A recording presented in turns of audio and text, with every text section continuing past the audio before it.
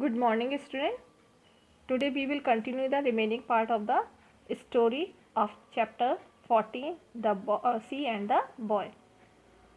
The boy lost no time. लड़के ने समय बिल्कुल भी खराब नहीं किया. He took a pail, उसने एक बाल्टी ली and went down the mountain to the seashore.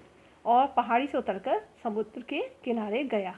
He quickly filled his pail and began to walk home. उसने जल्दी से अपनी बाल्टी भरी और घर की तरफ जहाँ उसकी कुटिया थी उधर चल दिया. ऑन द वे, रास्ते में ही फेल्ट टायर्ड, वो थक गया.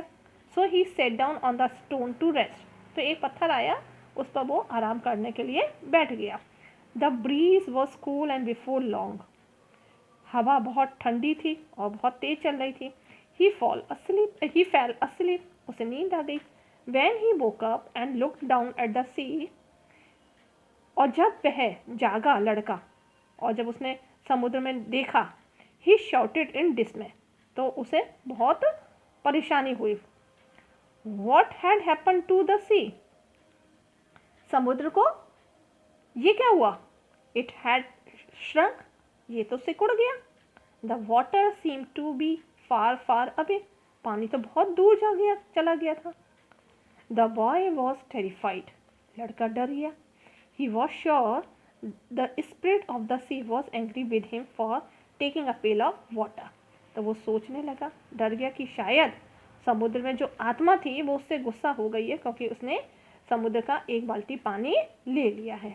In despair, the boy climbed back to the holy man's hut. और निराशा के साथ, despair means without hope, निराशा के साथ वो जो लड़का था climbed back to the holy man's hut, उस जो साधु की झोपड़ी थी वहाँ पर चढ़ा. He arrived panting and threw himself at the feet of the holy man. वो बहुत हाँफ रहा था. पेंटिंग मीन्स दौड़ते दौड़ते जब हाँफ जाते हैं ना, उसे बोलते हैं. And through himself at the feet of the holy man, और उसने अपने आप को उस साधु के चरणों में गिरा लिया. Master, O master, cried the boy, तो वो लड़का चिल्लाने लगा, गुरुजी, I took a pail of water from the sea, मैंने समुद्र में से एक बाल्टी पानी ले लिया. And now the sea has shrunk, it has gone back, और वो समुद्र जो है सिकुड़ गया है और बहुत दूर चला गया है. I am sure the spirit of the sea is annoyed with me, और मुझे पूरा भरोसा है कि वो जो समुद्र में स्पिरिट आत्मा रहती है, एनॉयड मीन्स होता है गुस्सा हो जाना. विद मी, वो मुझसे गुस्सा हो गई है. जो समुद्र में आत्मा है वो मुझसे नाराज हो गई है. ओह, व्हाट शैल आई डू, अब मैं क्या करूं? And the boy's eyes filled with tears, और इतना कहते ही उस लड़के की आंखों में आंसू आ गए. The holy man got up smiling, वो जो साधु था वो मुस्कुराते हुए उठा. He took the boy by the hand and looked far ahead, उसने लड़के को अपने हाथों में लिया. एंड लुक्ड फार अहेड, और दूर देखा.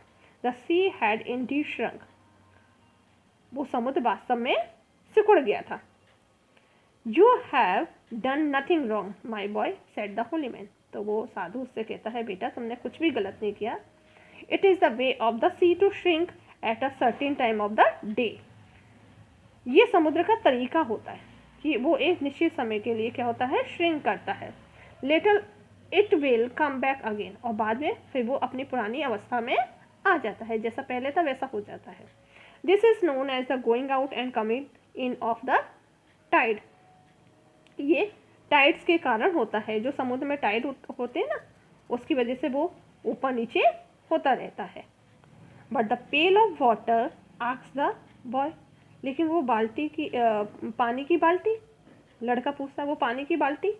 The holy man पैटेड him and said, तो उस साधु ने उस लड़के की पीठ पर थपथपाया, पैटेड, एंड सेड, और बोला, the sea has so much water that a pail more or less means nothing, समुद्र में इतना पानी है कि एक बाल्टी कम या ज़्यादा होने से उस पर कोई फ़र्क नहीं पड़ता. But you must not use sea water for cooking, लेकिन तुम सी वाटर को, जो समुद्र का पानी है, उसे खाना पकाने के काम में मत लेना. The boy heard him and noted, लड़के ने साधु की बात सुनी और अपनी सिर हिलाया. नॉडेड में सिर हिलाना कि हाँ ठीक है. ही वाइप्ड हिज आइज, उसने अपनी आंखें पोंछी. And broke into a big smile, और एक बड़ी सी मुस्कान दी. Then he ran off to the village to buy salt, और फिर दौड़ कर वो गाँव चला गया नमक खरीदने के लिए। तो this is the story about a sea and the boy.